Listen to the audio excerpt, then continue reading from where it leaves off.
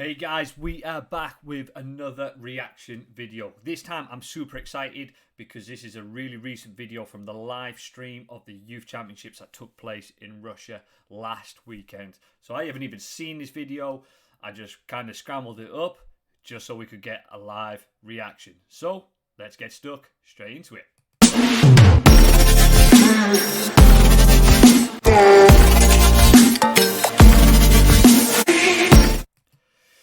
So guys, first and foremost, before we jump in, I just want to say a massive thank you to you guys that have been liking, sharing, commenting. It really does mean a lot to me. The feedback that you've been giving has been fantastic. It's helping me develop these videos and also give me some wicked ideas for moving forward as well. So much love, much appreciation for that. So today we are digging in to a flight that I found from the recent Youth Championships that took place in Russia. Now, I could have reacted to the full stream, but kind of 10 hours long, so I didn't want to do that because we've got stuff to do, right? So I've literally just got the little cursor at the bottom, moved left and right, and just kind of stopped and tried to find a snatch flight. When you do that on a long video, you don't really know where you're going to end up. But I'm quite happy where I've ended up. So I've just got it up as we're about to start a female 16 kilogram snatch. So because it's the Youth Championships, I believe these athletes are going to be either under 16 years old or as amateur athletes as under 18 years old. So apologies that I don't know that information as much as I could. My Russian isn't great. It isn't the best. I'm doing what I can. Duolingo, big shout out to Duolingo, but it takes its time. So what I was able to take away though from looking at the subtitles was that this is the 63 kg bodyweight category. And obviously by the kettlebell, we can see that it's a 16 kegs. So let's get stuck straight into it. So first and foremost, what I like about this straight away is just look at the setup. Look at the setup that they've put for these youth athletes in these championships. Look at the theatrics. Look at the way it's set up. It looks like a really, really cool place to compete. When they brought the girls out, they came from both sides. So that makes the athletes feel super special. They are the focal point, and it's really cool. But also as a spectator, it's pretty cool to watch the sport in this, and I'm kind of embarrassed because I've got a competition this weekend and it's in my gym and it's kind of like 4 wooden platforms and a couple of pop-up banners. We certainly haven't got strobe lights. If the guys want strobe lights, I'm sure I could find a torch and wave it about a bit, but that's about as far as we're going to get there, so they certainly know how to put on a show. So, and I think what's really cool about that is, can you imagine as a young person here, somebody who's worked really hard at their sport, to go to a championships like this, to feel like centre stage and to feel part of an event would be pretty damn cool. And I know I would love to lift in something like this setup as well, and I've been lucky enough to do that at World Championships. So like I say, my Russian isn't great, so I couldn't pick up on the names of these athletes. I could kind of pick up on some of the regions, but that was about it. So obviously we've got six platforms running. Like I say, the 63 bodyweight category, so kilogram category. We've got obviously the different regions, different snatch techniques, and I imagine, so we'll get kind of stuck straight into it. So we've got this young athlete here on platform number 1, around about 30 odd seconds in, so kind of looking at around about 18, 19 reps a minute. So real good pace, and we're looking at across the board there, 14, 18, 16, 21 on platform number 3. So straight away these guys are certainly motoring, and there's got to be some high results on this straight away. And FYI, if you want to try and find out a quick way of just looking at what someone's predicted RPM, like RPM is just divide it by 20 seconds. Count how many reps they do in the 20 seconds, and then that should give you a rough number of what that athlete's going to be hitting in that time. So straight away you can see there's a big difference in the different techniques from platform 1, platform 2. So key things, what we're looking at here is obviously as they come through, they accept the bell with a bent knee, so a soft knee. And what this does, this allows the athlete to have that pendulum effect and keep it high up the thigh. Another thing to look at overhead, for anybody that is relatively new to kettlebell sport, have a look at where the kettlebell placement is. So we're going from like kind of the heel of the hand and we're going across to the base of the finger. So this is where we want to be looking at when we've got the kettlebell overhead. We're not trying to squeeze it. We're not giving it the Vulcan death grip. It's not treating it like a barbell on like a max effort deadlift or a bench press or any of that sort of stuff. We want the kettlebell just to be sat on our structures on the heel of the hand.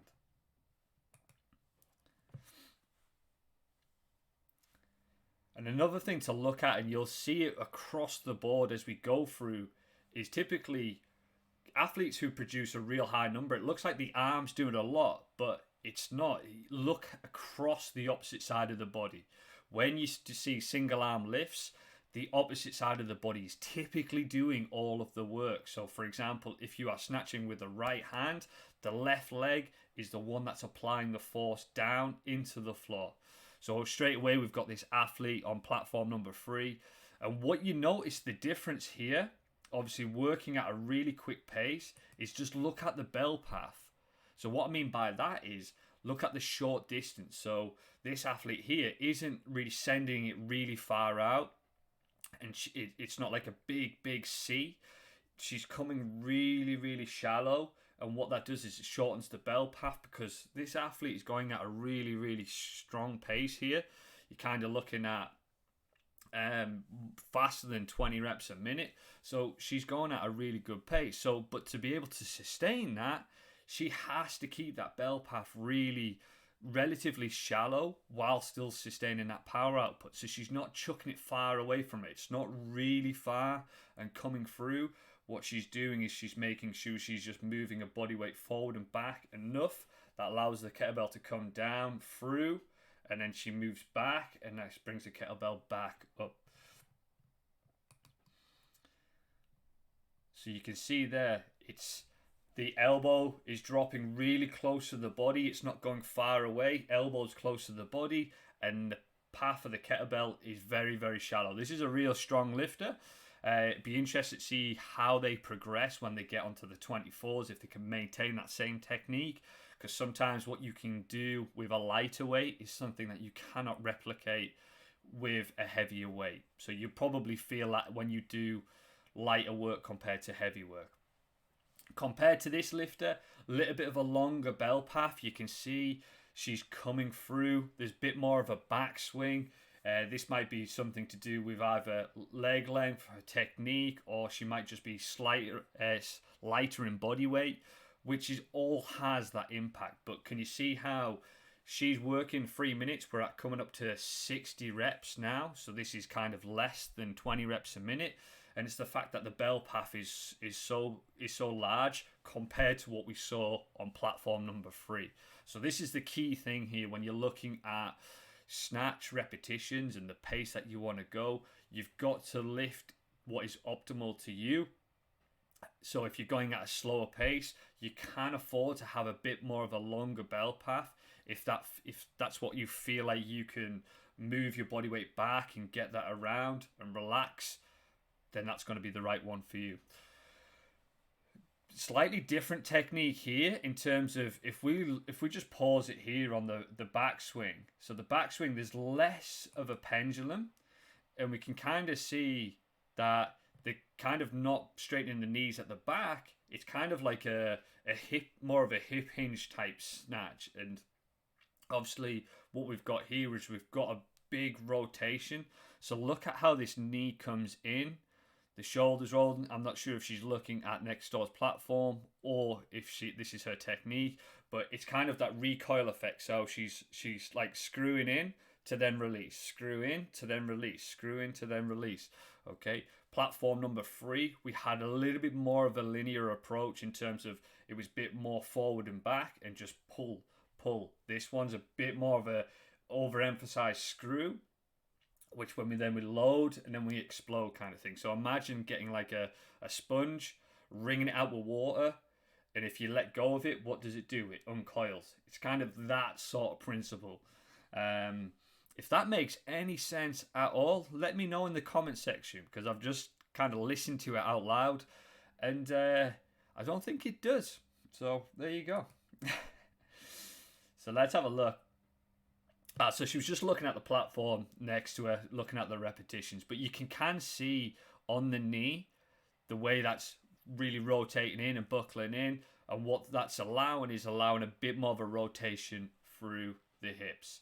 Now, if we look here, again, we've got a slightly larger bell path compared to platform number 3.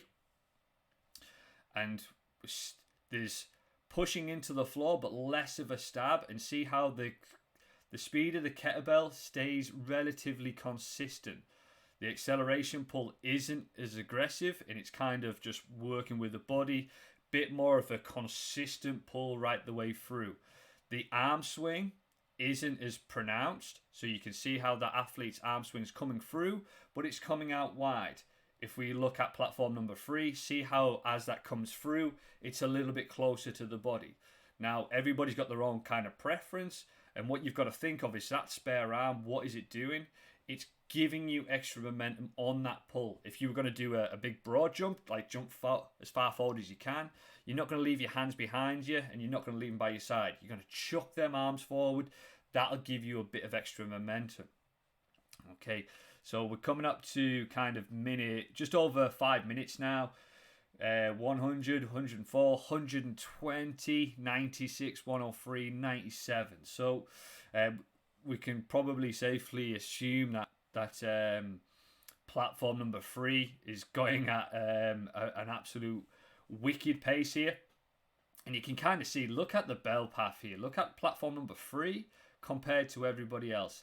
Now, platform number 1 starting to go into a bit of a dead snatch there. So dead snatch, what you typically find is when the grip starts to go, what you'll see is they'll start to go into a bit more of a deadlift pattern. So a bit more of a deadlift pattern to then send the kettlebells up as the grip starts to go, which takes it from being more of a swing and a pendulum type effect into more of a drop diagonal through and then more of a straight line movement. Okay, so it's just working on kind of what it would be like if you were doing a barbell deadlift or a barbell upright row, that kind of action of just exploding into the floor and just going into a dead pull. I'm kind of glad that I stopped it here, because I think what's really interesting is if we look at this athlete's arm right the way through, nice straight bell path from the bottom of the kettlebell right the way through the shoulder, and you can see that it's a real pull with all of the body. Okay, I think what's really interesting is on kettlebell snatch, it's about moving your body forward and back around the weight, using your body rather than just trying to rely on grip strength to rip the kettlebell up. It's moving forward and back and utilizing the body weight that you've got. And I think that it's a really interesting thing to try and get your head around. Is we're not trying to lift the weight as such. We're trying to move our body and move our body weight to act on the kettlebell, if that even makes sense at all. Again, let me know if I'm making sense today, guys. Hopefully I am. I'm just trying to describe it, because it's snatch is one of those, any sort of swing movement, it's so unique because you've got the kettlebell that's moving forward and back.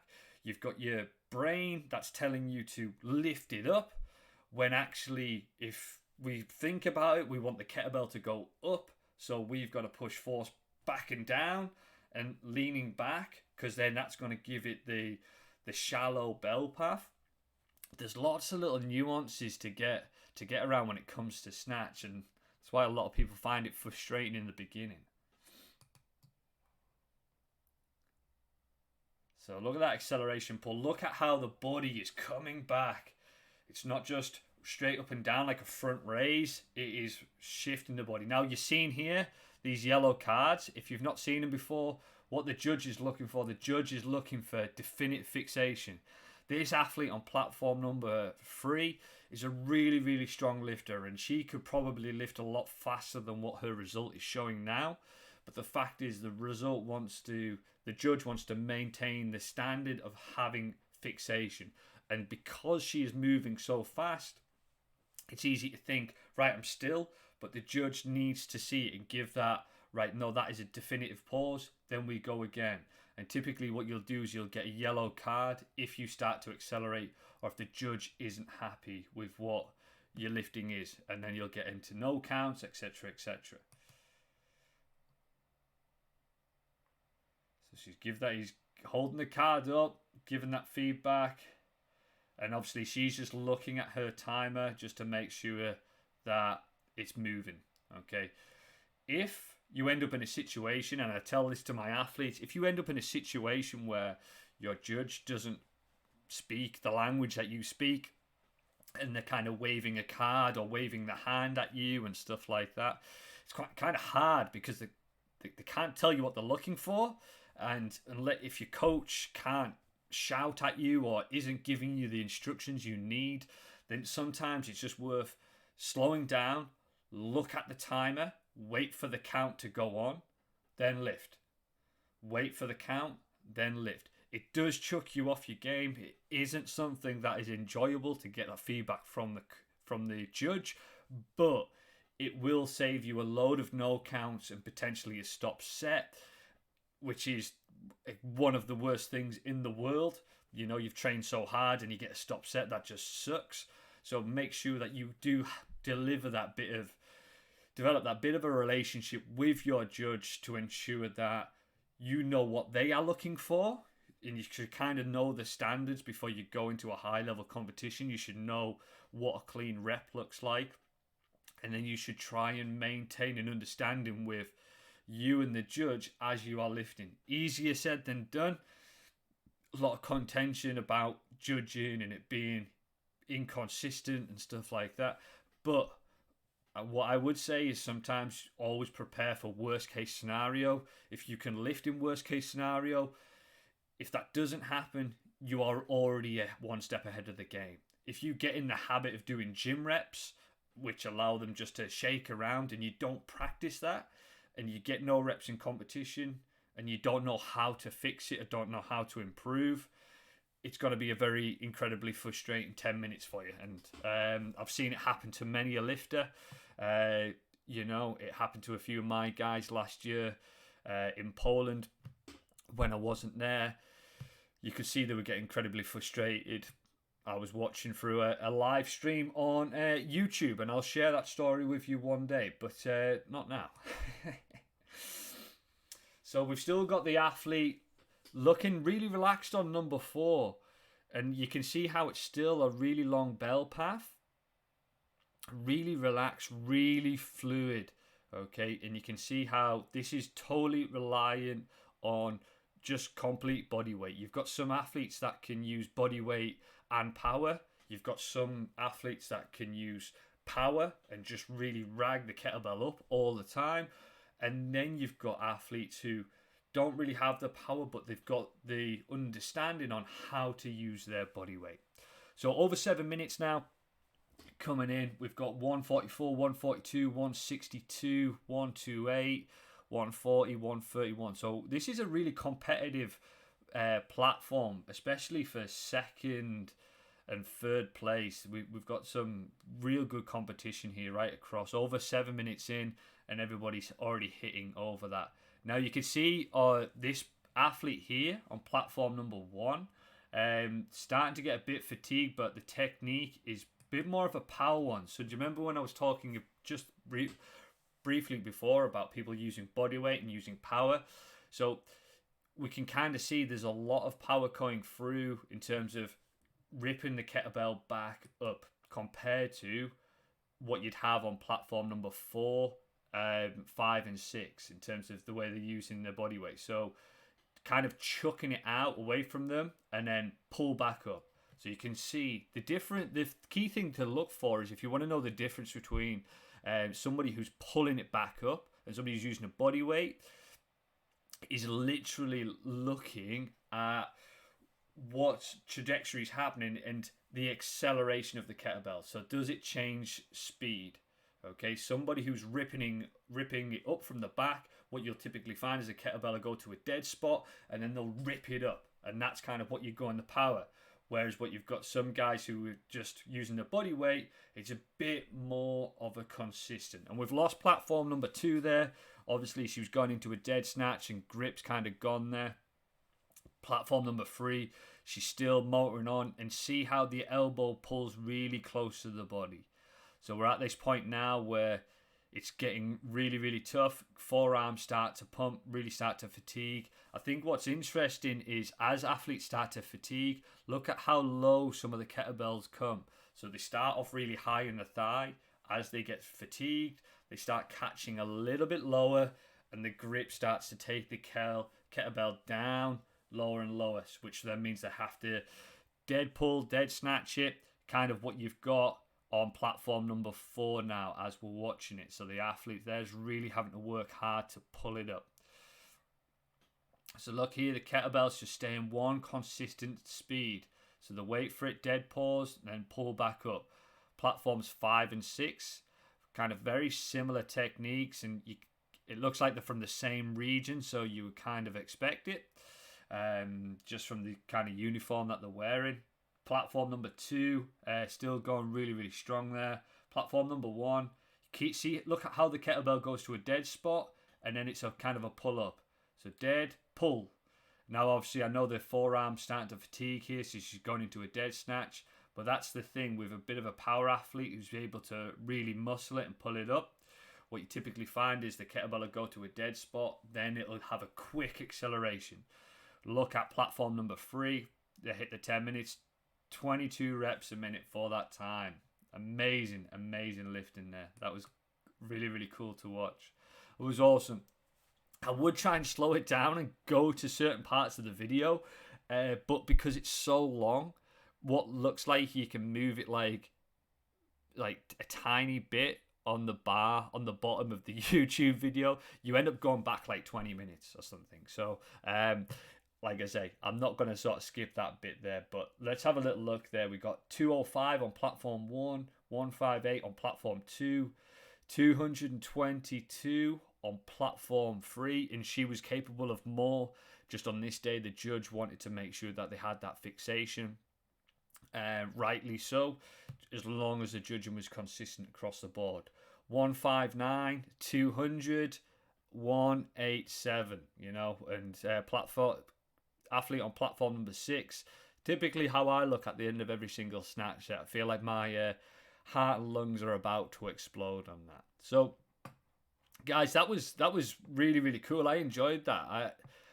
I always recommend people, regardless if you are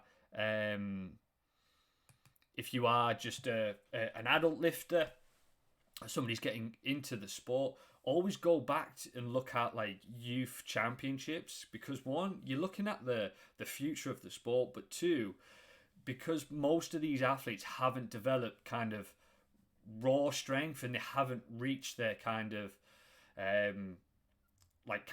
full potential yet, because they're still going through like growth and maturation.